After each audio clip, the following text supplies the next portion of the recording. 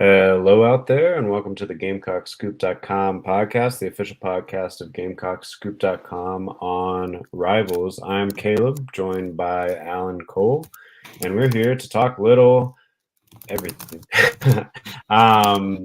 As usual, we're going to kind of start off with some recruiting, but this is kind of a really interesting time of year for South Carolina fans. I know some of you might check out after football season, but if you're still around and still listening, don't do that because the roster is still changing pretty significantly for 2023. We got basketball going on. We got baseball starting to ramp up. It's a really exciting time, and spring football will be here very, very, very quickly. Yeah, much quicker than you expect. But yeah, before we get fully into transfer news and who's back and who's not and all that sort of stuff, let me talk recruiting for just a moment. So you're kind of in this weird place recruiting wise right now. So at the end of December, you had the early signing period, which has really become the de facto like signing period at this point. So almost everyone except for Xavier Hardy that was committed to South Carolina signed in December. We've talked about Xavier Hardy a little bit. He last word from him as he was talking to folks on national side at Rivals was that he is still planning to sign in February. He just had to work out some stuff with the NCAA clearinghouse. We'll keep you posted if that changes at all. And then as far as high school guys, you still got Nicholas Harbor out there on the board. He has a very interesting upcoming visit to Oregon, which we previewed a little bit a couple weeks ago. That's the last weekend before signing day. Like, Oregon hasn't been super in the mix here, but we talked about last time that they will have a very interesting pitch. You want to put it that way? Yeah, a very interesting recruiting pitch for someone like him, right? Who has this national brand already as a 5-star, as one of the few 5-stars that still hasn't signed in this class, and as someone who legitimately could one day run in the Olympics. Like, he's that good. He has some of the fastest high school track times nationally in history. It's not like number one or anything, but it's up there. Like, he's a legit track star. And so, yeah, I mean, you think about Oregon and their Nike connection. We talked about Maryland and their Under connection. I think both schools do have some interesting pitches, like you said, NIL opportunities, all those sorts of things. That said, South Carolina, I think, is still very much in the mix. He's got a long and strong relationship with Shane Beamer, being all the way back to when Shane Beamer was at Oklahoma. Beamer was one of the first people to kind of recognize him and get in on that. And then obviously you have the DMV connection with South Carolina. That's been working pretty well thus far, especially 2023 class. You think guys like Chi Babalade, Zabari Sandy, Desmond Umeozulu. Umeozulu, by the way, probably, you never can tell necessarily, but probably is going to get a little ratings boost here when the final rankings come. He really showed out at the Under Armour game. We'll probably talk about the 2 deep here in a couple weeks, but it would not surprise me if he pushes for playing time as a freshman there on the edge, Umeozulu. Anyway, but with Harbor, I mean, obviously the decision coming up soon. The late signing period is February 1st. So just in a couple weeks here. And then the other 2023 guy that we're still tracking is wide receiver Elijah Caldwell. He just received an offer, I believe, a week ago. And then I saw literally today on Twitter, Justin Stepp went to his high school, was kind of visiting with him. I think South Carolina is in pretty good position there as well. And we're going to talk about what the receiver room looks like a little bit here shortly. But I think if South Carolina does land him, they might be done at wide receiver, both in the portal and recruiting wise for 2023, which may sound surprising, but we can kind of talk about what that room looks like here in a second. And maybe it won't be quite as surprising as you think. Other recruiting notes. So like I said, this is kind of a weird time because you're finishing up 2023, but really 2024 has started in earnest at this point. Next weekend, the 20th, is Junior Day weekend. I just put a weekly recruiting wrap up yesterday. A really quick list of like 6 or 7 pretty big name juniors that are going to be on campus. I'm sure that list will expand between now and next weekend. We know Dante Reno is going to be there, 2024 quarterback commit, and he's obviously working to get some other guys there. And then you got some commitment dates already for some really important targets coming up. So you have Cam Pringle set to announce on January 22nd, which is 9 days from now. That's in-state O lineman, 4-star. You have tight end Michael Smith, who is in South Carolina's in a really good position for. He's set to announce on the 24th. And then Rivals 250 linebacker Wendell Gregory, who actually just went on the record with Adam Friedman about his top schools, including South Carolina. And you can find that article on GamecockScoop.com if you just scroll back a day or two. He's set for the 27th. So yeah, by the end of the month, we should see decisions of several 2023 targets that are left, and then go ahead and start to see some of those 2024 targets start to fall. Otherwise, recruiting-wise, we have some portal news. Since we last talked, South Carolina lost Jordan Birch to the portal, which was a pretty big one, actually to Oregon. So Oregon could put the villain twice in a row for South Carolina fans if they were able to convince. Is this the return for Tanner Bailey? That's true, yeah. So whenever Cristobal first went to Oregon, or first left Oregon, who's left? Yeah, it's Dan Lanning. Yeah, when Cristobal first left Oregon last year, Tanner Bailey flipped his commitment to South Carolina. So yeah, maybe this is the just deserves or whatever. I don't know. But yeah, so that's obviously a big hit. One portal name in the opposite direction to look at is Missouri defensive end Trahan Jeffcoat. He played at Irmo High School, and he would only have 1 year of eligibility remaining, I believe. He'd be a 5th-year senior, but he was actually an All-SEC defensive end in 2020 for Missouri. He's had a really solid career there. And so obviously it hurts to Jordan Birch if you do lose him. I think kind of mitigates some of that. And we've seen thus far in the portal, right? You think about the tight ends that moved on and they immediately were able to kind of flip that room back over. Beamer and his staff have handled the portal pretty well. And this is what you're going to have to do in the modern era of college football. You're going to lose people every year. It's just going to happen. You may lose some big names every year.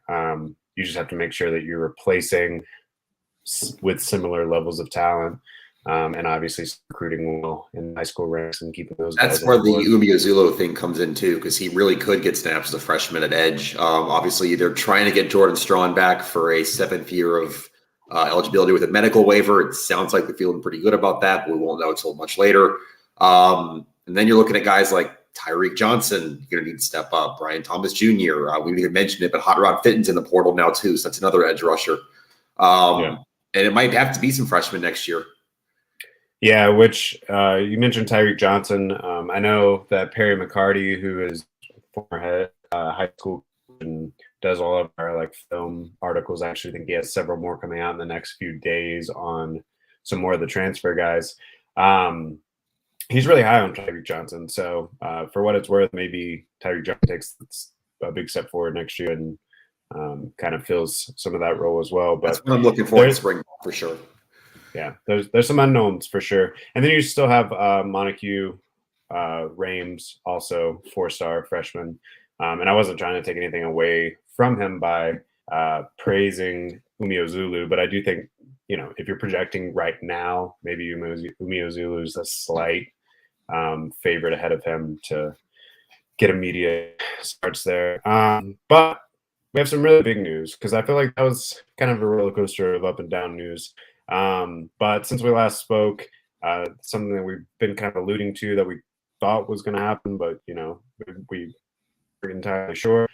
Both Juice Wells and Spencer Rattler are going to come back next year. And we talked about how those guys are kind of tied together. So once Juice Wells announced early last week, we kind of felt like the Rattler news was going to come soon thereafter. That came on About 24 hours. It was the next yeah. day. And it was during South Carolina's historic upset of Kentucky. So like we were joking in the Slack channel, like, okay, like that's that's great, Spencer, but basketball going on here. I have a theory Yeah. on that he scheduled that for like about when the game was going to be at halftime, thinking they might be down big, just trying to like cheer. Like that looked like a scheduled tweet, obviously. Like, yeah, I think he might have planned it for halftime, then it wasn't planning on South Carolina being up. I think they were up 10 at the half. Hey, maybe so. But so what it ended up just being a really, really good night, right? So Rattler comes There you back. go. Excellent use of the Leonardo DiCaprio meme in Wolf of Wall Street, where he says he's not leaving or whatever. And yeah, I mean, I think that gives you a lot of stability on offense heading into the 2023 season. Like I said, we'll talk a lot more about the depth chart or the proposed depth chart as everything settles in the next couple of weeks. But I mean, there's your starting quarterback. There's your number one receiver. You have to feel pretty good. Yeah, absolutely. I think that's kind of the stability is a good way to put it there. You went into this year with so many questions, right? You knew Rattler was the starting quarterback. You didn't know how that would look, how that would settle in. You had a lot of receivers who were in the mix who could have been the number one target. You didn't really know how Wells was going to fit in. It is January 13th, and you know who your best quarterback and your best receiver is for next year. You've already seen them connect. Obviously, Wells over 900 yards this year. Rattler, you would think second year more comfortable here. Obviously, it's a different system he's going to be working with Dowell Loggins, but you've got that squared away. There's going to be a lot of changes on this offense next year. New system, new play caller, 3 new offensive linemen, obviously a pretty much completely remade running back and tight ends room. But you're not turning this over. You're not turning quarterback over. And he's got I don't want to call him a safety net because he's so much more than that. But he's got his favorite target back. And I think if you're Dowell Loggins, that's probably the best news you could have gotten too. Yeah, really, the wide receiver room now looks pretty much the same as it did this past year. Obviously, you don't have Josh Van, but he kind of had a disappointing season, and then of course was injured there at the end. So you have Xavier Legette, you have Amarian Brown, you have Takarion Joyner, and you have Juice Wells as your core 4 there. You have some receiving tight ends, perhaps even better receiving options on the whole. Maybe none of them are Jaheim Bell.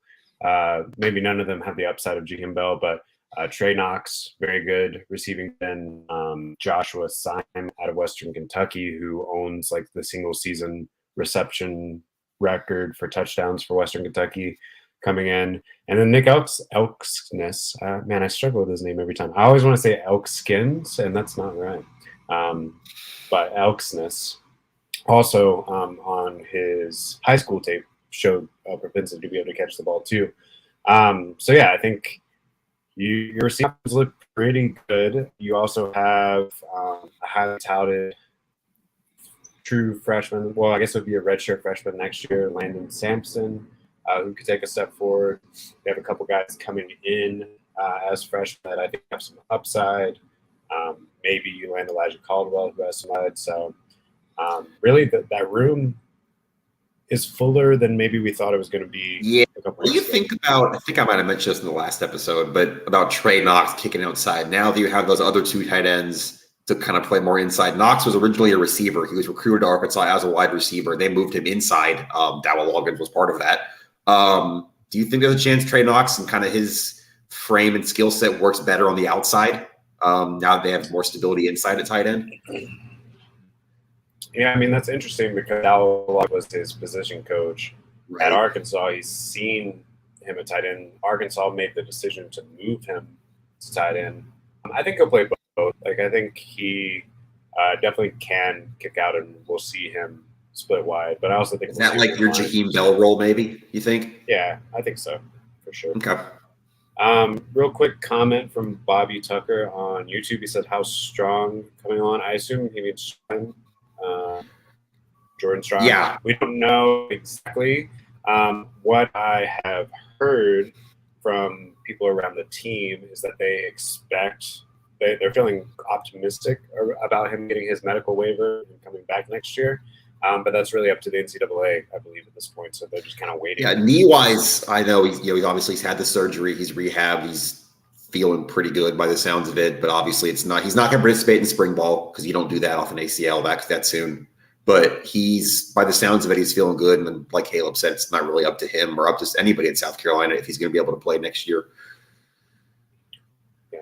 The other question with this Rattler and Juice Wells news, other than just the wide receiver room, is what happened in the quarterback room now, right? So you have Spencer Rattler, obviously back, going to be the starter. Luke Doty, who I believe has 2 years of eligibility left, could be 3. COVID year kind of confuses me sometimes, but he redshirted this year, so he gained an extra year this year. Then you have Tanner Bailey, who we saw work his way into third on the depth chart, was starting to travel with the team at the end of the year. That's former 4-star. He'll be a redshirt freshman next year.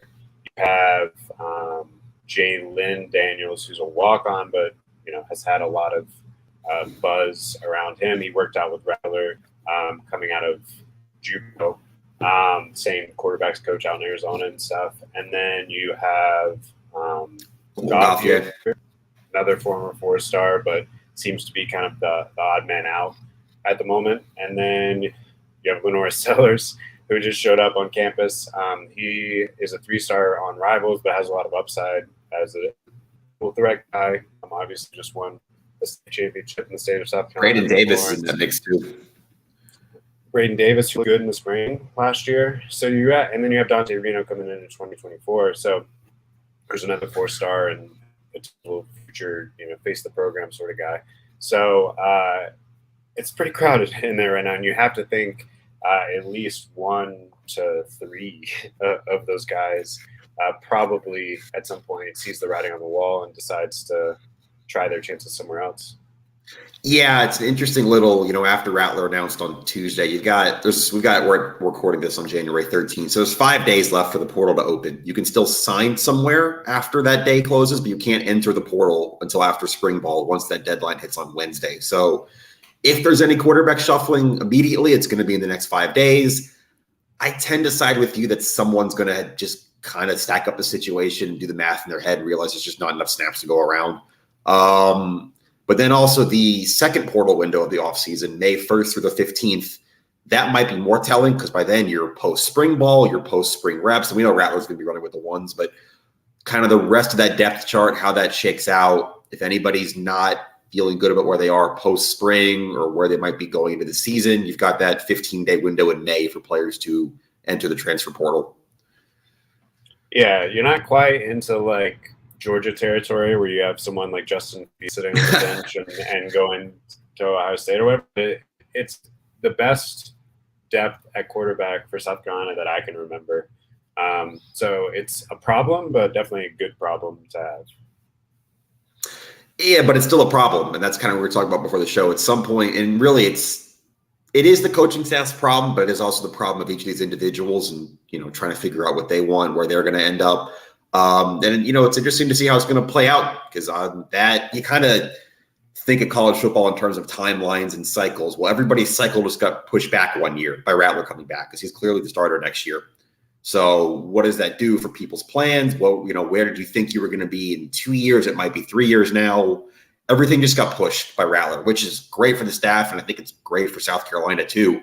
But it is still a problem that is going to sort itself out one way or another, whether that's in these next 5 days or in May or next offseason even. Yeah, if you're the coaching staff, you have to really get your talent evaluation correct here. Because these are a lot of guys that you're not necessarily going to see in a game scenario that you really have to decide, like, am I going to fight to keep this guy on the roster for 2 or 3 years down the line? Or, do I let him go because it's best for him or whatever? It is a problem, but it's still a good problem to have. And you have to think that out of that group of 6 names or 7 names or however many I just rattled off, for lack, forgive the pun there, then something's going to work out there. But we'll see. One other question I see that you put on the doc here, just on this subject.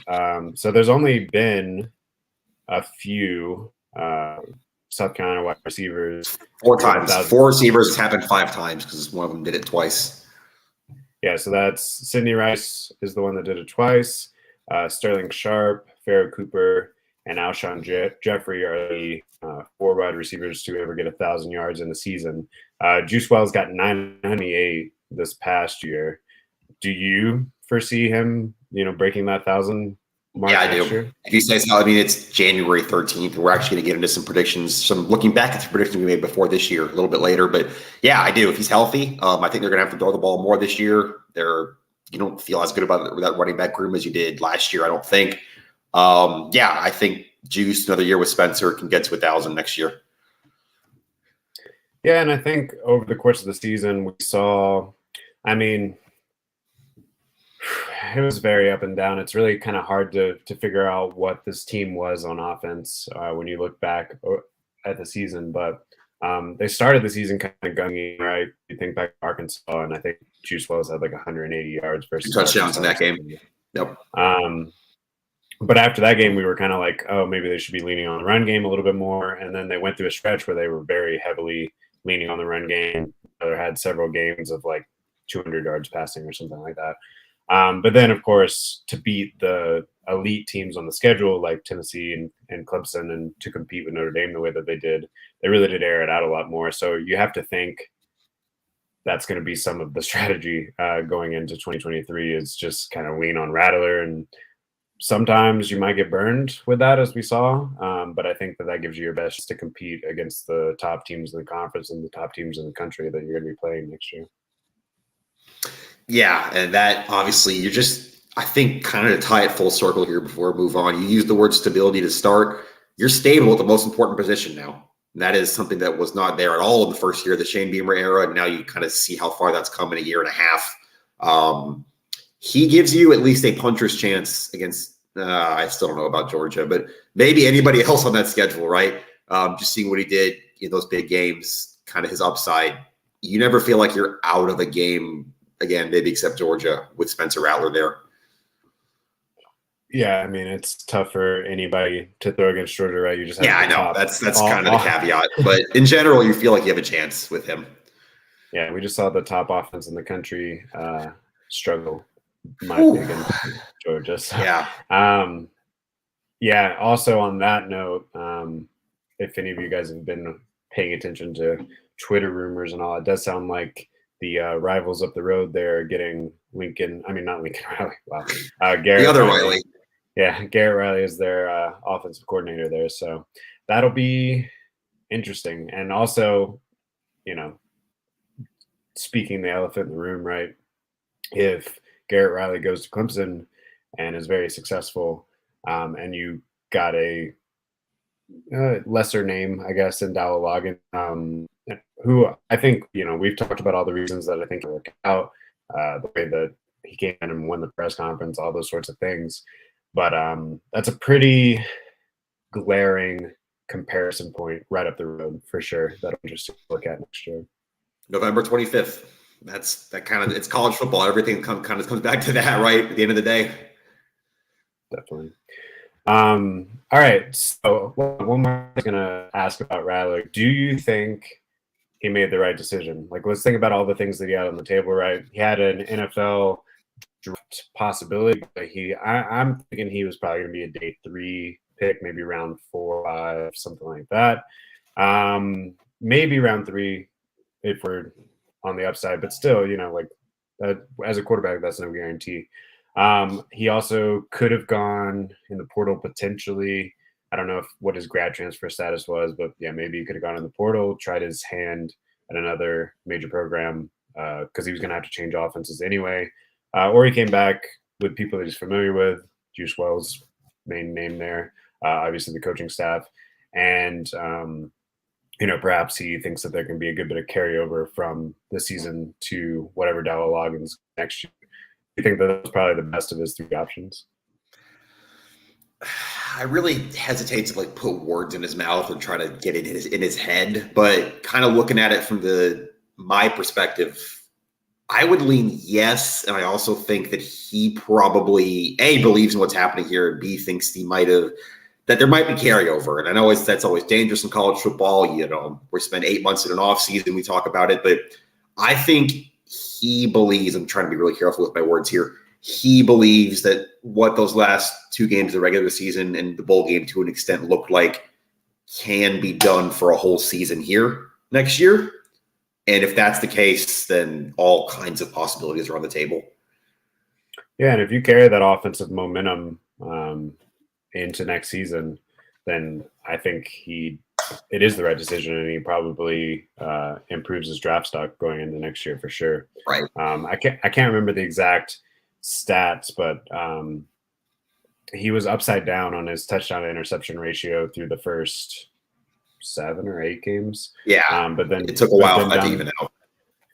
Well, yeah, but down the stretch, it evened out. Like it more than evened out, meaning he really exceeded that touchdown to interception ratio down the stretch. So if you can keep that same momentum into next year, South Carolina is going to be pretty good. And also, he's going to improve his own individual stock. All right. Yeah. Go ahead. No, I just going to the next thing. I looked at this earlier. I listened back. You did a lot better on these than I did. We're going to look at I don't know if you guys remember the Thursday before the Georgia State game, week 1, we made some predictions for 2022, some over-unders, some team leaders. And I got to be honest, you crushed it. You really did. Team record. You had 8-4. Don't you know that you're supposed to like give predictions and then never revisit them so that no one ever knows how it turned out? You know, I think you kind of want people to know how these turned out. Yeah, mine came out okay, but to be fair, you absolutely crushed all of us in the season long in the pick'em and the bowl mania too, and the bowl pick'em. So I think we both know what we're talking about to some degree. All right, go ahead. You can keep complimenting me. Yeah, no, I listened to our second back. September final record. You had 8-4. I had 7-5 for regular season. We didn't pick a bowl game, obviously. 8-4. You got it. That Clemson game swung it. Leading rusher. We both said Marshawn Lloyd. That ended up being the case, although not by as big a margin as I think we might have thought. Yeah, I would say he missed the whole back half of the season. So it's actually kind of surprising. That means no one really stepped up in his place because you would think, honestly, someone would have surpassed him with as many games as he missed. Yeah, he finished at 573 rushing yards. That was still comfortably leading the team. Jaheim Bell was second. We both kind of on that episode said we thought Christian Beal-Smith was going to run him close. That did not happen. He finished at 156 rushing yards. And I think 50 of those were on that one play against Vanderbilt, that third down where he kind of popped out and scored. Yeah. Leading receiver, you had Antoine Wells Jr. And quote, you said this in September, from what I've been able to tell, you established a good connection with Spencer Rattler. Yeah, and that ended up being very true. I definitely did not expect him to almost get 1,000 yards and have the season that he had. Basically plays. I mean, again, like we got to think about who Antoine Wells is because it's really impressive, his trajectory. He got recruited by James Madison when James Madison was still part of the football championship, subdivision. So he's a what used to be a D2 player essentially at high school, and now he played his way into being one of the top receivers in the SEC. And if he has a good year next year, being drafted really high with the ability to go start for an NFL team or whatever. So that's pretty crazy, and definitely exceeded the expectations that I had. I just knew out of fall practice what I was hearing was that he was flashing and that he and Spencer Rattler were spending a lot of time after practice, throwing and all that. Yeah, stuff. I wrote about that in Jacksonville, actually. I saw that. And I said Jaheim Bell. Whoops. I mean, he definitely had an impact. He had a huge impact. Yeah, but he finished 4th in the team in receiving yards. It ended up being Wells by a huge margin. He was more than 400 yards ahead of Jalen Brooks, who was 2nd, Josh Van 3rd, Bell 4th. And I think finishing fourth on the team in receiving yards is a big part of Why he's not here anymore? He's not here anymore, yeah. Yeah. All right. Give you a mulligan on this one. We picked sacks leaders. I said Jordan Birch. He came in second. You said Jordan Strawn, which could have happened, maybe. No way to know. He got hurt in game 2, missed the year. The answer. Do you know who the answer was? I put it on the doc. I don't know if you looked. I'd see the doc, but I did not know before you put it on the doc. That's surprising and also a really good sign for next year. Yes, the leader in sacks on this team this year was Tonka Hemingway with 4. Obviously, he played inside and outside.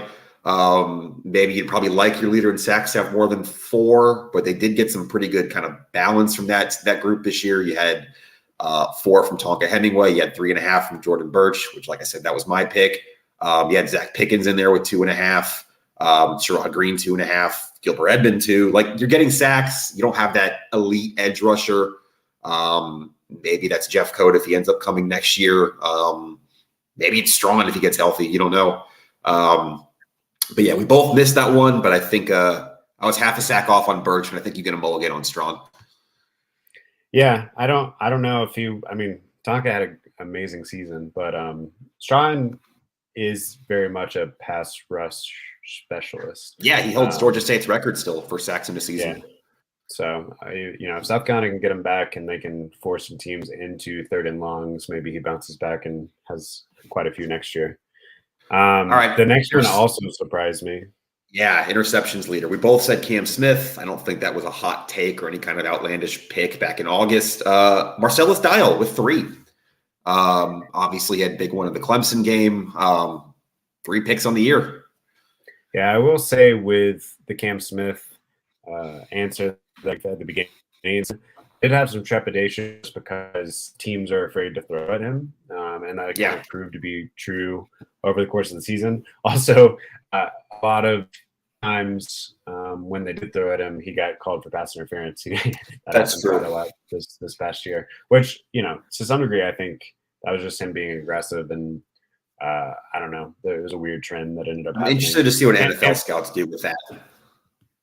I think he's still a first-round pick. I know I do too. I just mean, like, how high in the first is he? Do they look at that as handsy or like good aggression? Because different teams might view that differently. Yeah, and I'm interested if NFL officiating would be as strict, although they have been at times. I don't know. Anyway, it's good to have your leading interception guy, Marcellus Dial, come back. Also, Gamecock Scoop folks, Pauline did an interview with Marcellus Dial about a month ago. You can find that on our YouTube channel. So definitely go check that out. Really interesting guy, really good dude, and looking forward to seeing what he can do next year. And then, the last one we both very much whiffed on. So we were trying to figure out how many touchdowns Rattler might throw on the season, and we set the line at 30.5, and we both took the over. Yeah, he only had 18. Although, if you set that same line going into 2023, I might pick the over again. What about, I got to make some notes before we do, we'll do this before week 1 next year. Kai Kroger touchdown passes next year. Where would you set that over under? And how many do you have this year? 4? I think it was 3. I would probably set it at 3, but let's make it interesting and set it at 3.5. It's January. No one's going to remember this. I'll take the over. Yeah. I'll take the under, but I think it's a really good line. I think we're definitely going to see some more tricks in the bag. Although I think here's my way too early prediction. He's also going to throw an interception next year. I think some team is that. I think some team's finally going to jump on it at some point. Damn, ruining that perfect passer rating he's got going. All right, so that's about all we had for football today. Like I said, we'll keep you updated on all recruiting stuff on GamecockScoop.com. Yesterday, I posted weekly recruiting wrap-up. We'll have some more stuff on the junior day as we head into next week. And I'm expecting some more for portal movement in the next 5 days or 6 days before that window closes. So kind of keep your eyes peeled there. It's basketball season though, and it is. Guess what? The men won an SEC game. not just any SEC Not just game. an SEC game. Yeah, exactly. They won for the third time ever in Lexington, Kentucky. Third time ever at Rupp too, I think. They were 2-29 previous to that in Lexington, and like 2-26 at Rupp Arena. They had a couple other losses in Lexington prior to that. First time they beat Calipari in Rupp Arena. He was 8-0 before that. Pretty crazy upset. I mean, obviously, like, we can start with the caveat that this Kentucky team is not as good. It's definitely Calipari's worst team since he's been there. But still, I mean, road game, SEC, this team that was picked very last in the SEC, Yep. That's a huge win. I wrote a piece about proof of concept. You can check that out on GamecockScoop.com. It ran Wednesday after the game. Just that is not that they didn't have it before, but that is your biggest proof of concept yet. Not only that you go to Lexington and you win that game, but kind of the way they won that game, the way they closed that game, especially defensively, those last two possessions.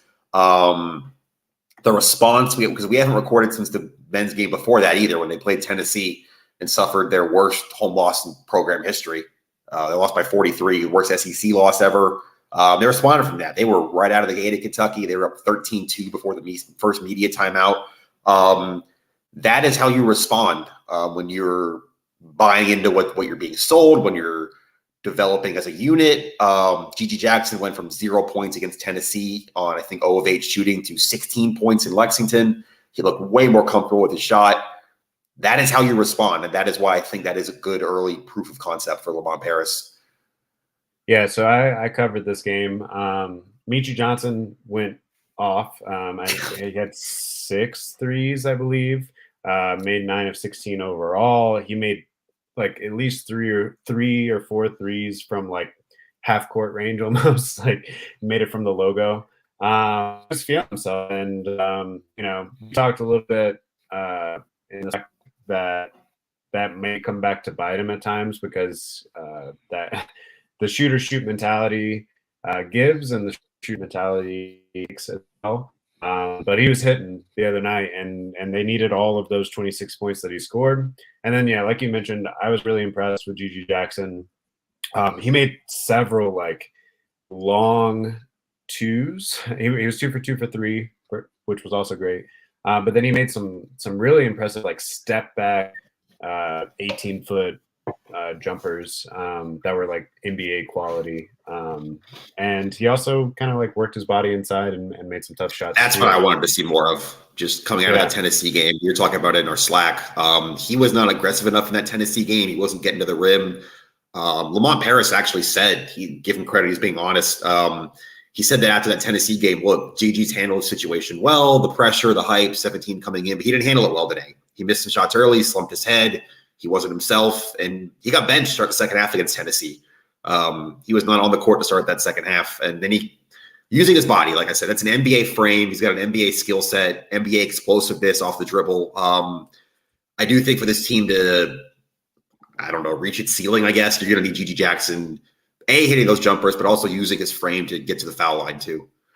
Well, individually for G.G. Jackson, that was a big bounce back for his, NBA career and stuff too, right? Like showing that he can take that tough coaching of getting benched against Tennessee and really respond and come out on the road in a tough environment, in a tough match. Schwebe, how do you say his name? Oscar Tshiebwe, yeah, National Player of the Year last year. He was on him a lot defensively, and G.G. Jackson beat him a couple times. Yeah, I mean, really impressive bounce back there for him. And you like to see that from an attitude perspective, because, I mean, we've all played, organized sports or whatever, where you have the best player on the team that doesn't have to deal with very much adversity in the first. And sometimes if you can get, that adversity to them, they don't respond because they're just not used to it.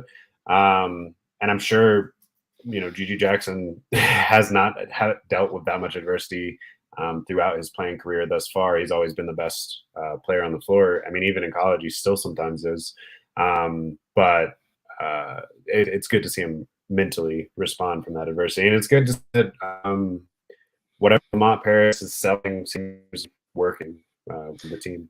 Yeah, I had a couple more notes on this game too. There was a starting lineup change for the first time. I don't know about all year. I think BBV's only not started one game, the one he missed with the law school trip on the road at George Washington. So starting lineup change. Josh Gray got his first start of the season. He ended up playing, I have it open here, 24 minutes. Up and down there again, but I just think it's kind of interesting. Lamont made a change. I think that was a size thing to deal with Sheboy. Josh Gray's a little bit longer than Bozeman's Verdonk. He's, 7-footer, obviously. So that's one note I had. I don't know if that's going to continue. The men are back in action tomorrow against Texas A&M at home. I'm interested to see if that's Gray or Bozeman's Verdonk starting at the 5.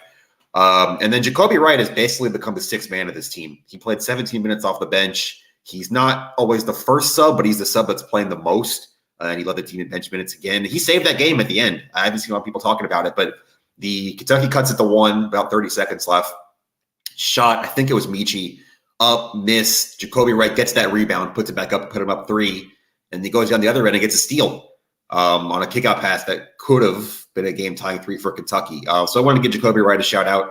I think he's playing pretty well in that kind of – No, it wasn't just a putback. He got fouled and made 2 clutch free throws, and then got that steal there. So that was huge. He's, like I said, he's kind of taken that third guard role behind Michi Johnson and Chico Carter Jr. We've seen him on the court together with those two when Lamont wants to go small. Lamont seems to like Jacoby Wright, kind of what he brings to the table here, and kind of watching what I watched on Tuesday night, I can understand why. Yeah, I tell you what, it's also just been kind of fun to watch Michi Johnson, who has exceeded expectations far for sure. We talked about how he was highly rated coming out of high school. He was a 4-star. Never really got a shot at Ohio State. Maybe because, I don't know that his game necessarily works in that system as well as it does let him go play like he's playing in the backyard or whatever. And it's really fun, really fun to watch. I mean, sometimes again, it's going to not work out. He's going to brick some of those threes that he made the other night. But when he's hitting and when he's feeling that swag that comes with hitting several from the logo or whatever, it's really, really fun to watch. Steph Curry range. Yeah. Now they'll be tough games, but 3-game homestand for the men now. You kind of cleared some road games. You got 3 straight SEC home games. You've got A&M at home tomorrow. That's a hot A&M team that's won 5 in a row, but not an invincible one by any means. You got an Ole Miss team coming here Tuesday that has not won an SEC game yet. They're the only team without an SEC win now that South Carolina's off the schneid. And then next Saturday, a pretty talented Auburn team's coming in, which that's going to be another tough one. But 3-game homestand here, if you can maybe pick off another one of those, I think you're still feeling good about the trajectory here. Yeah, definitely. You're at 500 right now.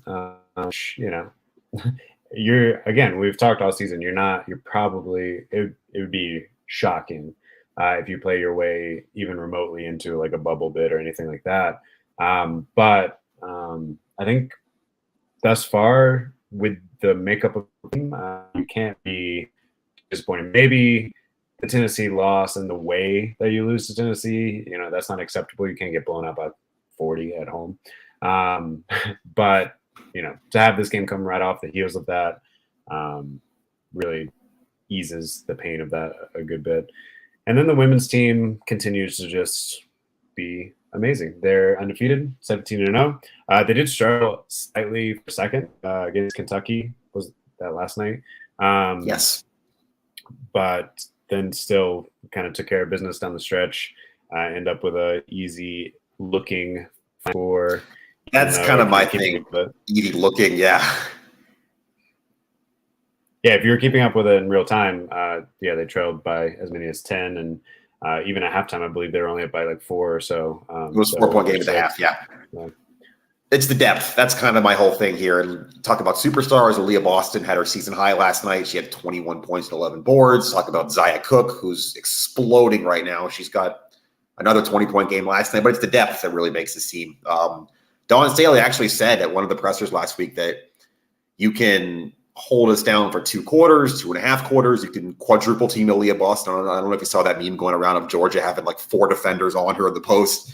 But the depth, just eventually you run out of gas. And that's kind of exactly what happened to Kentucky last night. This team goes 12-13 deep. I think 39-10 last night, advantage in bench points, 2 players in double figures off the bench. it's the depth, and they're going to have bigger challenges ahead. They've got a decent Missouri team coming in Sunday. Missouri, who's 3-2 in the league right now. And I think we're all kind of looking at that February stretch with UConn, LSU, and Tennessee kind of 2.5 weeks apart. I think all three of those games is kind of where the eyes are focused, but still games between now and then, and you still got to win those games. And yeah, those of you that are watching this on YouTube or Twitter or whatever, just go to your search bar after the episode's over and type in Malaysia Full Wiley's name. That's the commit that they have for the upcoming class, and she's just dunking. She's just dunking casually at 5'7", dunking. Dawn was joking they got to find some alley-oop plays between her and Ashlyn Watkins, who also dunked in a game this year for South Carolina. Yeah, so this team is very deep and is continuing to just reload. Enjoy the makings of a dynasty, and really, at this point, it's just you have to be able to finish the job down the stretch. I mean, it'd be great to have an undefeated season or whatever, but that's not really the goal. The goal is just once you make it into the tournament. I do kind of believe this team is, people might get mad, going to lose a game at somewhere. I don't think that's an indictment. I don't think that's they're going to have a problem. It's really hard to go. That would be 29-0 in the regular season. It's 12 games to go. Like I said, you still got a road game at UConn. You've got undefeated LSU coming here. You've got a road game at Tennessee. You've got a couple other SEC road games. I think there's probably a loss somewhere in there. But again, you're right. That's not the goal. The goal is to win a national title. And there's no reason to think that can't happen as we sit here midway through January and 5 games into the SEC schedule. Yeah. And really at this point, your competitors are, your, blue bloods or whatever. Your real competitors are, you can better hope that there's not some WNBA team or something that throws a bag of money at Don Staley or something at this point. Yeah. We'll see, man. It's I think, like I said, that February stretch, that's going to say a lot. We're still a couple weeks away from that, but the schedule gets tougher in February, and just keep it up at Gamecock Scoop. We got coverage of that. Men's basketball, obviously, football. We're 5 weeks from baseball, I think, so it's going to get real busy here soon for me. And I got some features coming too that y'all are going to enjoy. Some things I got cooking that I think you're going to enjoy reading. Yeah, definitely. So as basketball goes, men are playing tomorrow at home versus Texas A&M. Women play on Sunday. Sunday against Missouri. At home versus Missouri. So those of you that are in the state, go support the men's and women's team in person. Those of you that are going to be watching it on TV, on GamecockScoop.com, we'll have some live threads. We'll have some live updates and thoughts as games are going on. We'll have some full coverage for those. Anything else before we get out of here, Alan? I think I'm good. Just everybody enjoy your weekends. Enjoy these 2 basketball teams that are on a bit of a run right now, and we'll see you back here probably some point next week. All right. Until next time, this has been the GamecockScoop.com podcast. We'll see you next week.